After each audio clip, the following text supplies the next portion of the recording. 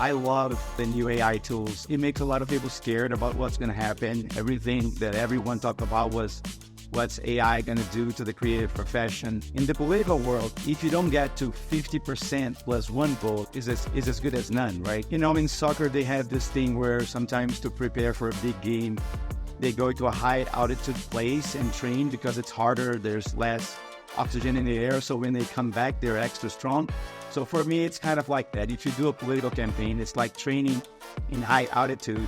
There's a lot of learnings that apply. That applies to both ball sacks and presidential candidates. Before we get started with this amazing episode, we got to give a big shout out to Open Fortune, the sponsor of today's episode, which is making today possible. Open Fortune flipped the fortune cookie on its head by giving marketers a chance to reach consumers where they can turn their brand into the brains of consumers at 47,000 restaurants. That's more than McDonald's, KFC, Wendy's combined, putting branded content on the back of fortunes where consumers are thinking about their future. They've worked with companies like Manscape, who we're having on today, and excited to chat about that one, as well as ZipRecruiter, Zelle, Duolingo, and many more. So shout out to Open Fortune for making today possible. Today, we're excited to have Marcelo Kertesz, the Chief Marketing Officer of Manscaped, with us. Marcelo's journey is a masterclass in creativity, strategy, and brand building. He kicked off his career as an art director at Lou Lara and then moved on to DM9DDB before becoming a managing partner and creative director at Duda Propaganda. There, he crafted and executed marketing and creative strategies, leading a team of 20 creatives and overseeing production and media strategy. Marcelo then took on the role of creative VP at Africa Propaganda, where he led online and offline creative strategies for brands like Budweiser, P&G, and Suzuki Motors. After that, he transitioned to VP of Strategy, Branding, and Design at DeFi Design, while also founding Mitizo, a coffee brand aimed at redefining the coffee experience through a vibrant Brazilian lens, making coffee more than just fuel, but a social and fun ritual full of rhythm and warmth. In 2020, Marcelo joined Manscaped as the SVP of Content, Brand Design, and Brand Design before stepping into the role of Chief Marketing Officer in August 2022. Manscaped, a brand that's become synonymous with men's grooming, has revolutionized the market by making conversations around self-care not just acceptable, but also entertaining and engaging. Marcelo has been pivotal in expanding the brand's reach and enhancing its bold, humorous, and inclusive identity. With a degree in marketing from ESPM and a degree in industrial and product design from the New School, Marcelo brings a unique blend of creativity and strategic expertise that's driving Manscaped to new heights.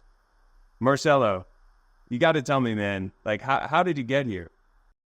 Yeah, it's not a straight line. That I can tell you. It was actually, and I'm not going to go from the beginning, otherwise I think it would go over 2 hours long. But yeah, the short wording of it is, after I did a few presidential campaigns in Brazil, and we had like 5 in a 2-year period from 2012 for 2014 as the last stretch, I decided to take a year off with my family, and we were actually, just taking a year off. So we looked all across the world where would be a nice place to land, and we actually landed in this small town of Encinitas. What fueled that year off? So when you're doing political campaign, political marketing at like running creative and strategy, it's a 24/7 job for like every campaign. I would say from 8 to 4 months, right? And during that last stretch that I mentioned, I was traveling to, different countries every week, so I barely got to see my family for a couple of years. So I decided that after we finished that cycle, it was a perfect time to regroup, give my daughters an international experience. So coming to the U.S. for a year abroad would be nice to develop their second language and get exposed to a different culture. So that what motivated us to come, but we would never guess that we would still be here 10 years later. Something that I find like with all amazing leaders, right, including like, I'll give a shout out to a past podcast guest and who is my best boss was AJ Vaynerchuk, Gary's brother. He knew what he didn't know, right, and he was able to trust, right. you realized at some point that you needed another degree from the new school. And I found it fascinating that you went back to school after you had a very, very successful career from the outside looking in, right? And that's part of knowing what you might not know. Why was going to the new school and getting a degree in industrial and product design the right move? And what do you bring from that into? Yeah, no, that's a great question, David. And by the way, it allows me to correct one thing you in the intro, you called that I got a degree in marketing at ESPN. I didn't finish that school. I went to ESPN for advertising and marketing. It's a great school in Sao Paulo, but I didn't finish that degree. But then coming back to San Diego and the product design, which was my actual first degree that I completed. One, I will tell you, I love learning. It's one of my passions, and I think professionally it helps me a ton. So I'm not like really into giving advice because, I think there's a lot of advice out there in the world. But if I had to share one, I'd say, stay curious. I know it's not my words. It got famous on, I think Steve Jobs repeating it, but it's like something stay curious. Steve Jobs, Marcelo Kertesz, underneath it.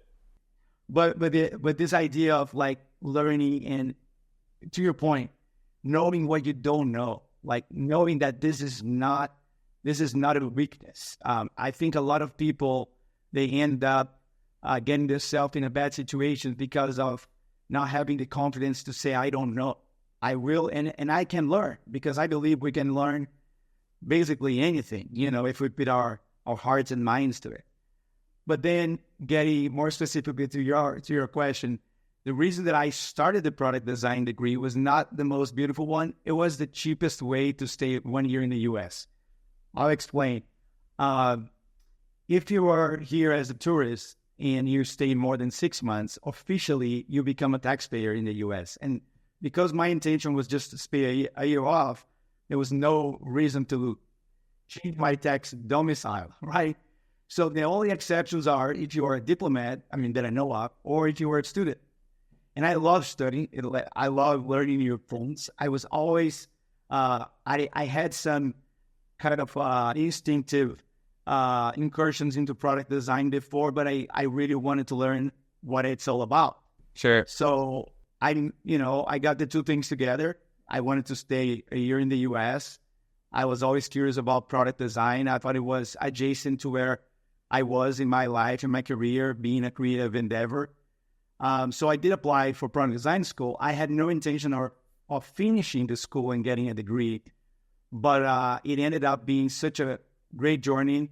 I ended up learning so much, making connections, getting to know new people, that I stayed in school. I finished, got my degree, and a couple of years later, I got invited to teach a studio class at that same school. Nice. It was like a great moment in my life. Like that was like a moment of joy to be able to share what I learned, and in the place that I have just absolutely.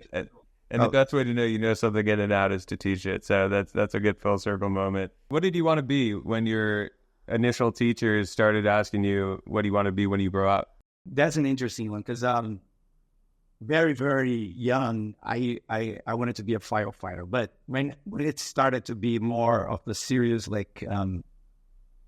definition of profession, I remember my dad, when I was growing up, was a politician. He was the mayor of the town that we lived for a couple terms.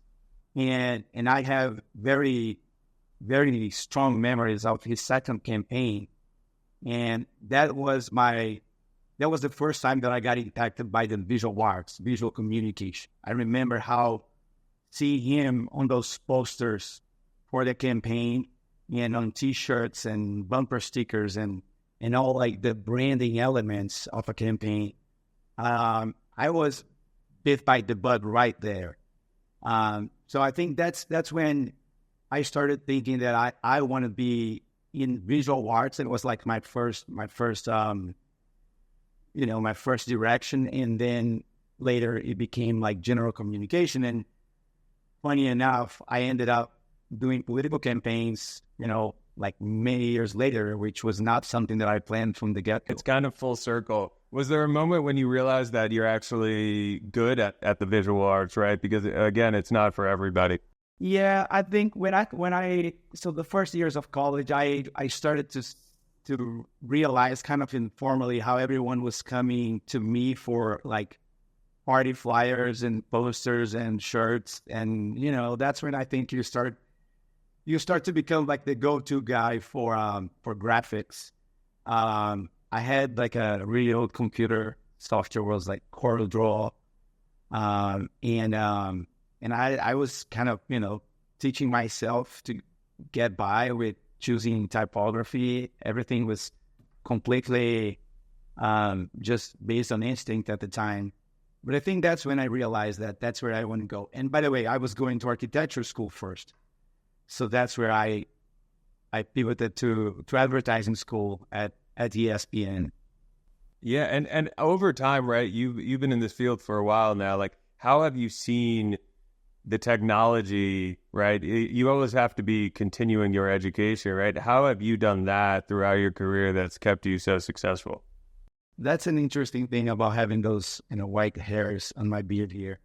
I remember, like, for me, I remember the transition from my dad owned a small local newspaper, and I was like a teenager, but I liked technology, and I remember helping the engineers on the transition from digital, like desktop publishing, right? So I remember desktop publishing getting to my town, and more specifically to my dad's newspaper.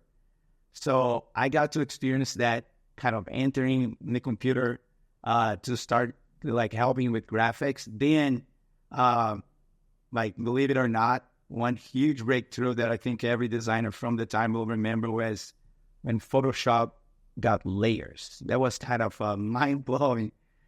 But coming back to today, it's interesting to see, for example, I love, the new AI tools. I'm a sucker for like testing them all, from audio tools, image generation tools, like tools where you can brainstorm with and create, like co-create actually. And I know that it makes a lot of people scared about what's going to happen. We were at the Cannes Advertising Festival this year. Everything that everyone talked about was, what's AI going to do to the creative profession? I think that seeing, what happened with desktop publishing to be really old, and then, the internet coming in, and now AI, I just think it's just like, it makes you work faster. It makes you be able to generate more ideas and get to the better idea even quicker. So I embrace it and I love it, and I'm super curious about every single one of them. Was there ever like a moment, especially in the beginning, right, where you were like pushing back on AI, right? I think the way that you're describing it is similar to how I view it, right? It's like that Henry Ford quote: if I asked people what they wanted, they would have said faster horses, right? And I think it'll be the people that use AI well and ride that horse or drive that car to propel their marketing careers. But was there ever any hesitance going in, or was it just like, let's use this? Not really. As I started to like get close to a couple tools, I was just like, it just blew my mind. And to be honest, it's something that at least once a week, there's still something new that either because a new technology has been enabled or I just figured out how to do something. There's still like something that blows my mind on that front every week. But yeah, I have an 80-year-old dad that is very technological. Like he embraces every technology, and I think I got that gene from him. And when I see him embracing AI, I'm like, what am I afraid of? Yeah, absolutely. I mean, yeah, just to be that tech forward mindset is amazing. I want to take it back to, your ad agency days, right? When you're leading and winning the pitch for Procter & Gamble, right? Old Spice, Gillette, Budweiser, P&G, right? What what did you learn from that experience, right? How are decisions done and how is the work communicated? Yeah, I mean, for me, the one thing that I think is like, especially when we're talking about the creative world, that makes a huge difference is really having for some, the patience, for other, the curiosity, to understand your clients or your brand's business needs, like to really, really get to the source of the problem at hand. Because I think a lot of times, and that's what made me figure like a different career path and not just like the linear creative in an agency path, was that curiosity for really getting to understand what's driving that communication initiative. Because as a creative, it's very easy to get used to, like, you get a task for you don't ask why, you just try to deliver your best, most creative version of it. I think it's a big miss. I think not understanding the why like leads to less efficient creative, less interesting creative, and even makes you, in my opinion, a less skilled creative, because you're not really understanding the problem you're trying to solve. You're just like getting someone else's solve and just, like putting a layer of creativity or visual into it. So I was always drawn to like, hey, what's driving this? What's the strategy behind it? And that's actually what led me to try political marketing, because I knew that on that one, there's no way that you can't, that you are not close to the strategy. But I'll pause. Yeah, absolutely. No, I want to jump into that, right? And I find it fascinating that while, in the agency world, you also picked up your own work in the political sphere, and partly potentially because your dad was in that world, and you were able to see, how much I believe that there's, especially back then, probably there was a lot of innovation that was able to happen, right? That you were able to bring from your ad agency days into this work. But what were some of the main differences and similarities between working with a P&G and a political campaign? Yeah, I'll start with the main difference first, because I think that's an interesting one, and that makes you kind of find ways to work really, really effectively. Is in the corporate world, I remember, for example, we did the official launch of Budweiser in Brazil, right? Because Budweiser was sold in Brazil, but not officially from AB InBev at the time, and we worked on that launch. And I remember we had like a great improvement in market share. Let's say, don't quote me on the numbers, but something like, from 2% in the unofficial import, we got to like 7-8% of market share in a few months. I don't know. The number doesn't really matter, but it was a huge win. In the political world, if you don't get to 50% plus one vote, is as good as none, right? So there's no, like, from 3 to 11, 3 to 40, doesn't really make a difference. You need to get to that 50% plus one. So it takes the game to a different level, right? The intensity and the level of strategy that and like how fast the reaction cycle to what's happening in the streets, and then you push out a piece of communication, you read people's reaction, you iterate, you push out a new one in the very next day. So it's like in soccer, they have this thing where sometimes to prepare for a big game, they go to a high altitude place and train because it's harder. There's less oxygen in the air. So when they come back, they're extra strong. So for me, it's kind of like that. If you do a political campaign, it's like training in high altitude. When you go to the corporate environment, everything is clearer. Everything is like has more time.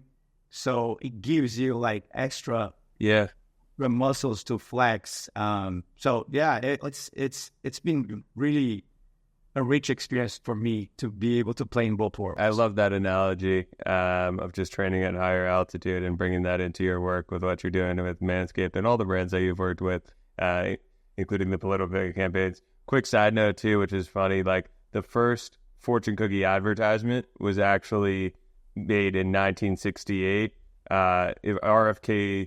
The RFK, Bobby Kennedy before he got assassinated, he was running fortune cookie ads in Chinese restaurants throughout the country. So that was actually where the birth of it came. And that leads to my next question, right? For brands, right, there are some legal ramifications, right? But especially in political landscape, it's almost, I want to compare it to like pharma, at least what I know about it, right? Where like there are such legal guidelines that you have to stand by, that almost a lot of the political marketing that I see is very, very similar. How are you able to push creativity while staying in the boundaries of legal? To be fair, the environment in Brazil for like the rules in Brazil for political marketing are different, but not only that, like most importantly, the culture of political campaigns. So one thing that when I come here to the US, with very few exceptions, the campaigns are very uninspiring and I would say even like kind of almost like straightforward and repetitive, same messages, same model over and over again. Brazil has a really, really strong creative industry first, like, regular, like corporate creative.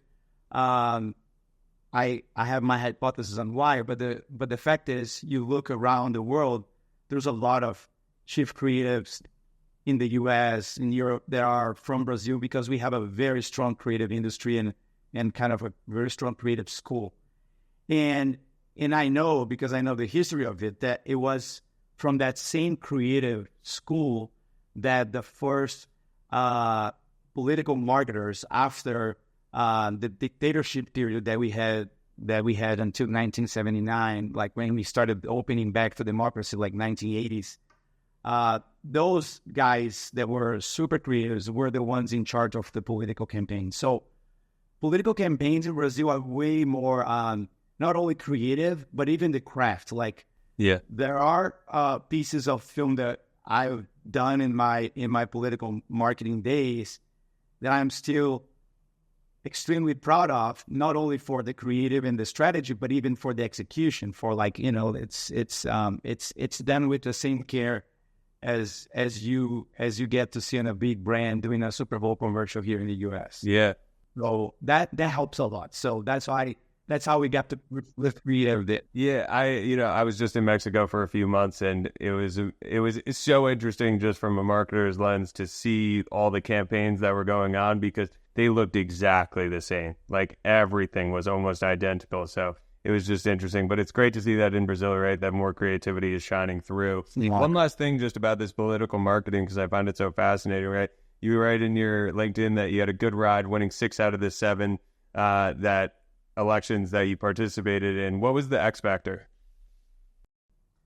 What do you mean, like the X factor in what sense? Like what made the X factor being like, what made those campaigns successful from a marketing lens? Yeah, I mean, for me, it's like a simple answer, but hard to put in practice, right? It's having strategic consistency and having a solid strategy from the get-go. So it's funny that like communicating with the whole country might seem super complicated, but in the end, it starts with a very, very simple definition. First thing you do, for example, and just to give one example, is you read what's the sentiment, like what's the spirit of times, right? Is it for change or is it for continuity? Because sometimes, the general sentiment is people want change, which is a more natural kind of human behavior because humans want more and more ever. But there are times where things are starting to get better or things are moving in the right direction that people want continuity and they are afraid of change. So that's the first read, and then the second read is, in the eyes of the voters, what does your candidate represent? Does it represent change? Does it represent continuity? So you get a matrix of 4 possibilities there, right? So as you might imagine, the best scenario is people want change, your candidate represents change. I would guess, I wasn't here, that this is kind of what happened with first Obama election, right? It was a time for change. He represented change. It's a very inspiring campaign. When people people want continuity. Your candidate represents continuity. It's still a good fit, but it's a darker campaign because you're playing off of people's fears of change. So it's not about hope. It's not about inspiring. It's more about, hey, be careful. You don't want to break things, right? Sure. And then you have the two other situations where people want one thing and your candidate represents the opposite of that. But that's still doable. And we have solid strategies for those situations too.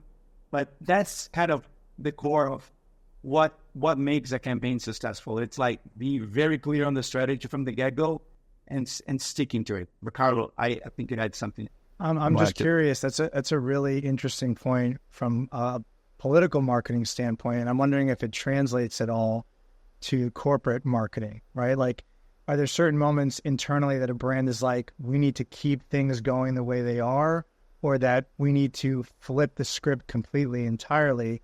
And what are the signs to know if you keep things going or if you need to make a change?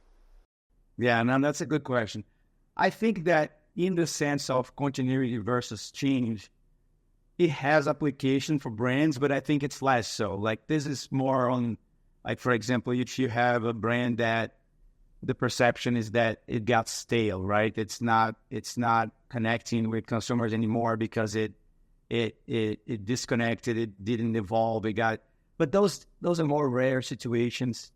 When I think the same sentiment applies, is kind of one step back in terms of we are motivated by hopes and fears, right? Like in the beginning, there's those two drivers, right? And that, I think, translates really directly to every product, even if you don't think about it. Like, let's say we're talking about growing trimmers, right? Yes, you have the whole component would be, hey, I'm going to look nice. I'm going to do good. I'm going to, potentially find someone who will appreciate my taking care of myself down there. This is kind of the whole component of it.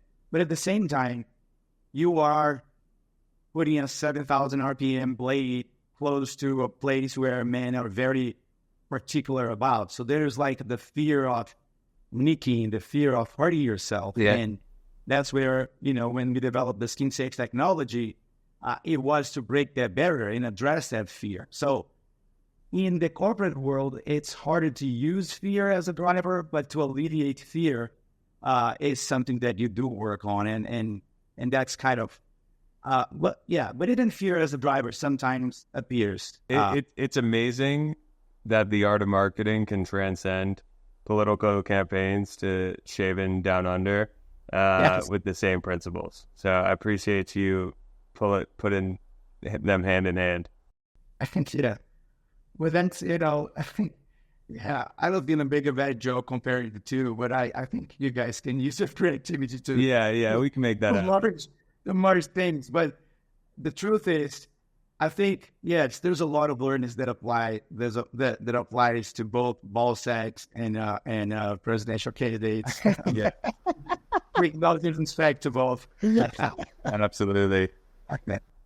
So I want to talk quickly just about like your coffee biz, right? You created Mitizo? Yeah, Mestizo. In 2018. In 2018, the coffee space, right, is pretty saturated already, right? There's a lot of good brands. There's a lot of I forget what do they call it, like the third coffee or whatever, right? Where it's grade of coffee, like specialty coffee, et cetera, right?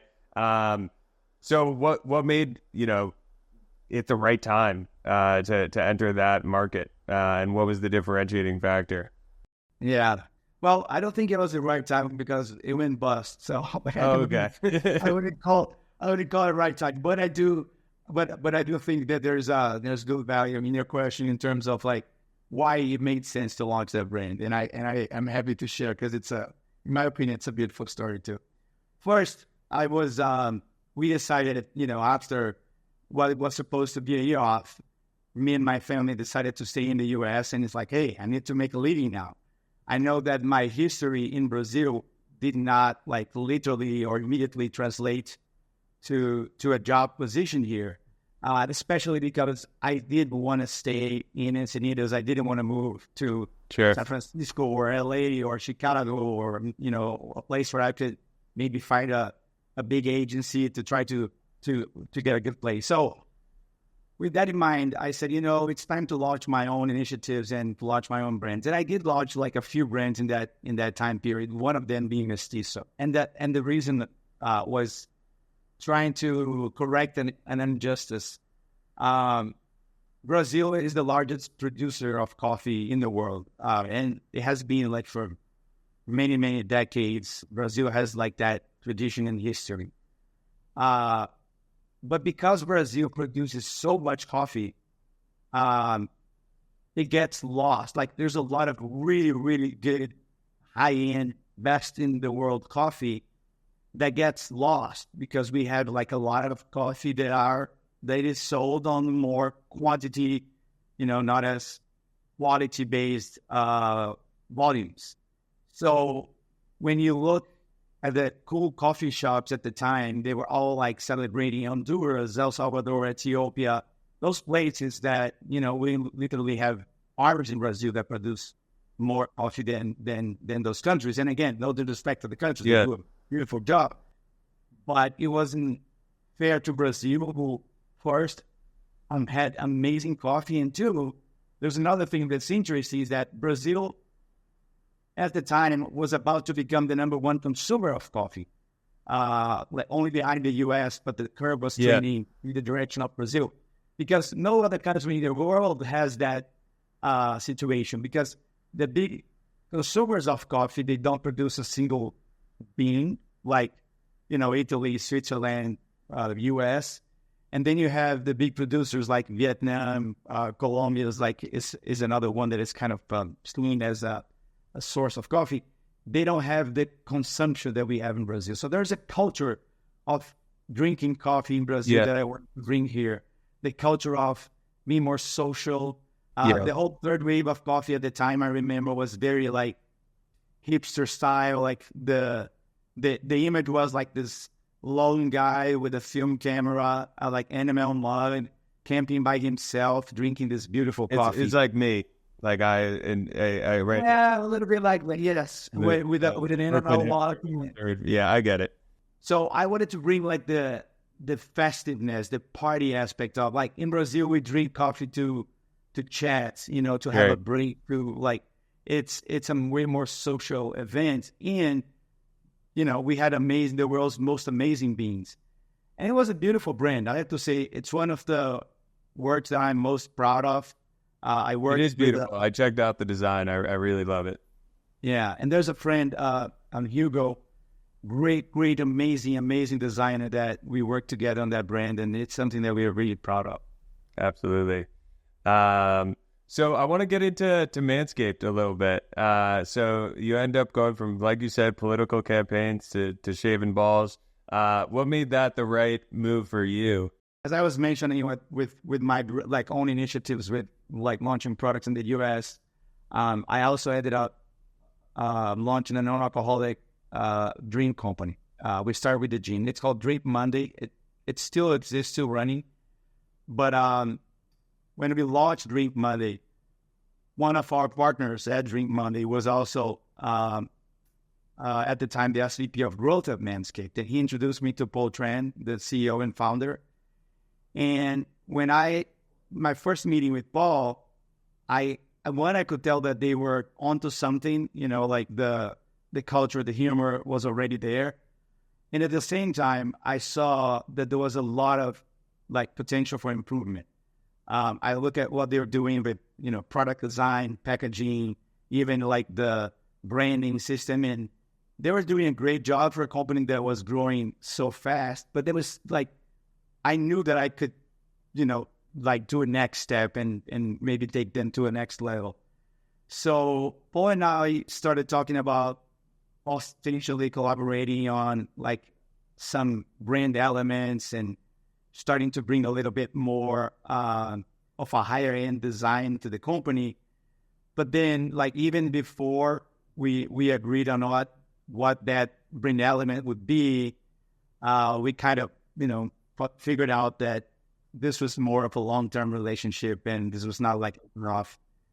So he made me an offer to join, and my pitch to him was, I tried to combine everything that I had learned in my life so far. So from the strategy to the branding, because I had my own branding company in Brazil, graphic design and the advertising and even the political marketing. And then more recently, the product design school that I had just finished here in California. I told him, would you let me run from product design to packaging to digital to advertising to retail activations, like everything that had a tiny bit of creative on it as a single organization.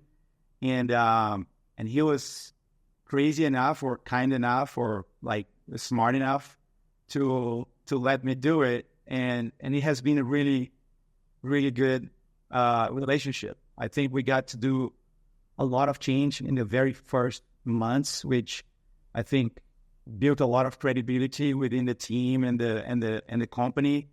And then it's just been evolving. And then a couple of years ago, he offered me to bring marketing and creative as an organization. And how do you evaluate new ideas, especially ones that like push the status quo, like fortune cookie marketing with us? First is like, I think first thing is like brand, like keeping the coherence of the brand. Like, does it make sense for the brand? And your example of fortune cookie is like a perfect example, because it's irreverent not only on the message that you can put there, but on the medium itself, right? So for us, our brand, out of necessity, because we needed to talk about balls, and humor was the best way to break the ice and to break that barrier and be able to have honest conversations with our consumers and our people.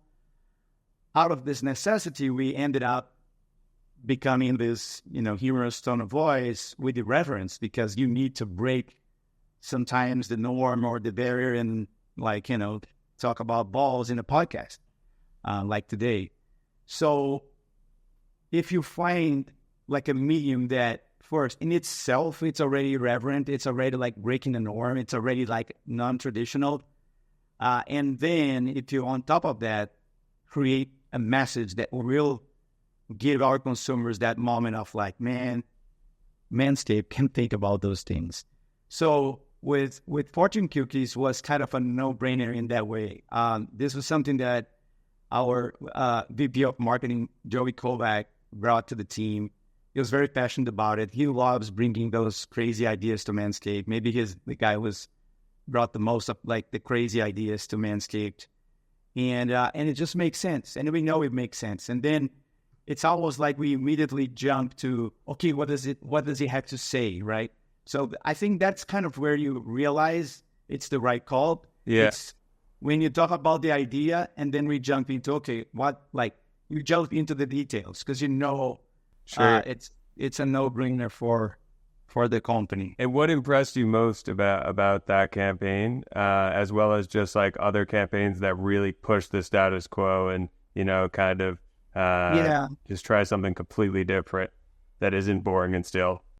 I would say for this one was the shareability, because when you bring to me at least, something like this, because of my past in like mass media, mass campaigns, and being able to like put a message out to millions of people at once, I have a little bit of skepticism on like, hey, is it going to reach people, right? Is it going to get it? How many can you do? But then when you look at the shareability of that, like when you look about how many conversations starts when we do an initiative like that, that's where we can find its power. For me specifically, it's a combination of two things, right? So one, does the activation, have the power to be shared and multiplied and be memorable, which in this case that you mentioned, the fortune cookies, the numbers were super high, both in memorability, conversation starting, shareability, all that. So does he have that the economics of that activation itself will make sense? That's a first check.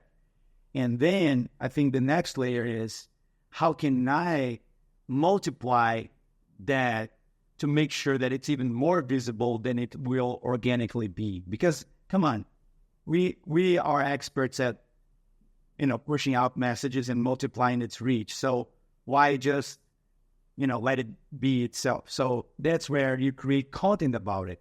You create like reaction videos and you push out, and you create all like the byproducts of a campaign. And that's sometimes where I feel a lot of people fail to see when they're looking at like new activations that are not your kind of common media or like format.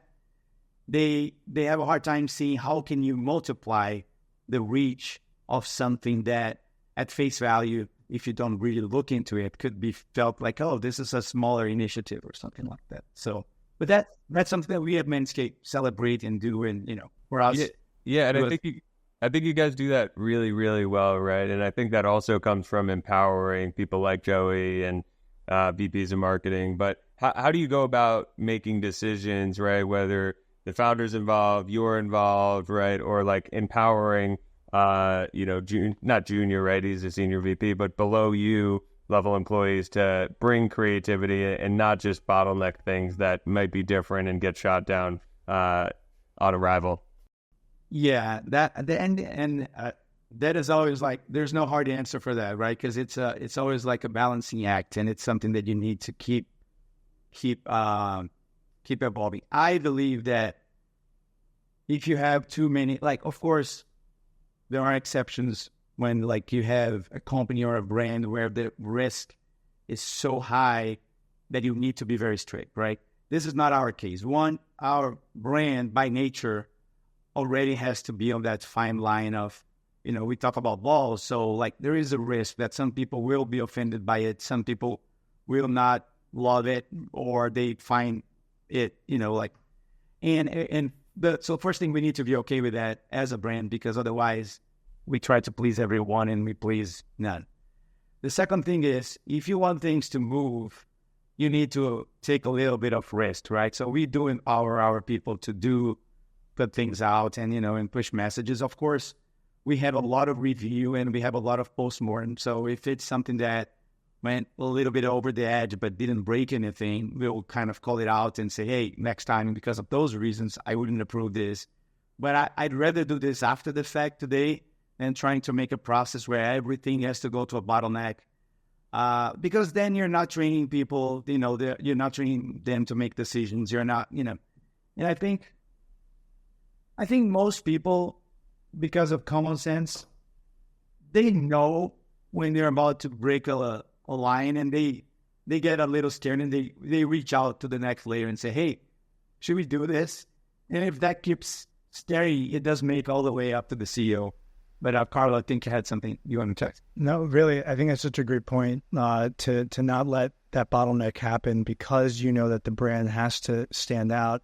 And I think what's really important that Manscaped, something you all do really well, is that because you don't care and because it might not hit home with everyone, but it's going to hit home really hard with some people, the marketing that you do just makes people remember and then talk about Manscaped. So like with the Fortune Cookie campaign with Open Fortune, the messages that we came up with together with our team and with Manscaped, like the tree stands taller when the hedges are trimmed, Manscaped, that went crazy on social, it created conversation around the table. We have on video that we do for all of our clients from Manscaped, we had this gentleman in his 80s with his daughter and his wife talking about how he needs to use the lawnmower so he can get more play with his wife.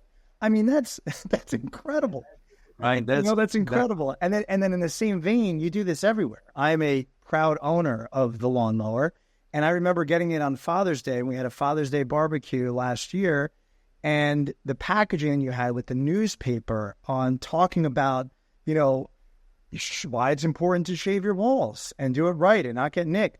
And I'm reading this newspaper with my brother-in-law, my father-in-law, my mother-in-law, my sister-in-law, and all these people here, that we started talking about manscaping for a legitimate 20 minutes, to the point where that I know for a fact my brother-in-law bought one, and then my father-in-law bought one in that moment. And I think that's what Manscaped does better, because you're willing to push the bounds and be true to the brand and be funny and irreverent and work with things that kind of fall in the same vein, like Open Fortune. So Yeah, I agree. I mean, I think if you try to be too safe, you get a negative message. The only correction I would make is that you said you guys don't care. We care, and it hurts when people get offended. We still like, Sure. Okay. Yeah. Fair. no, we don't care, but we have to live with it. You have to live We with have, Yeah. then if we want to speak, if you have a stance, if you have something that you believe, yes, there will be a group of people who will not be on the same page, but we still want to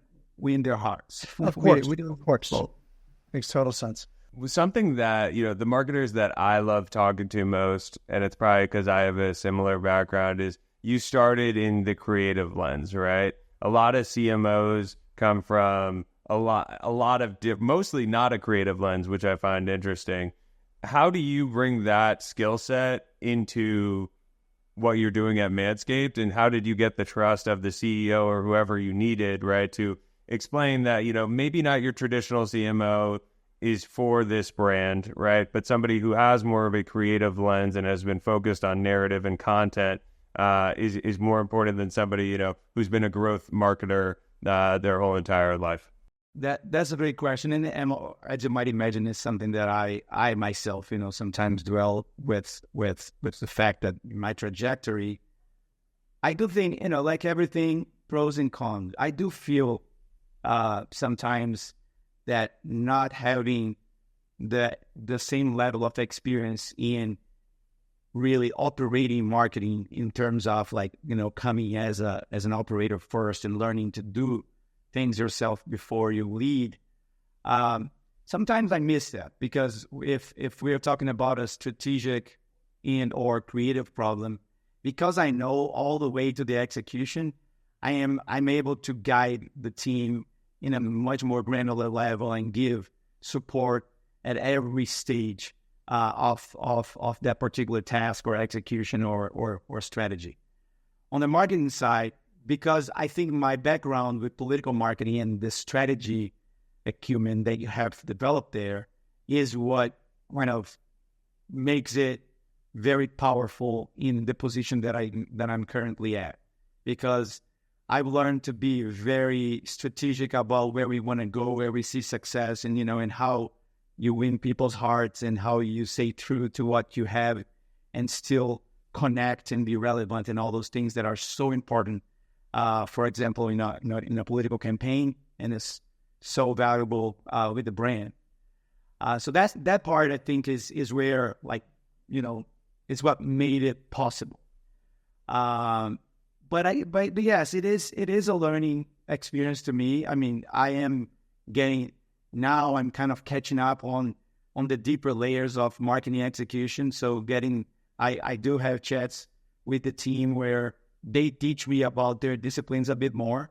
And it's a very interesting exchange, because, I am their leader, but at the same time, they're teaching me something about their job that I have no idea on how to do, and they do a beautiful job. But there's always value on the exchange. So I think at the end, because the world today is so much dependent on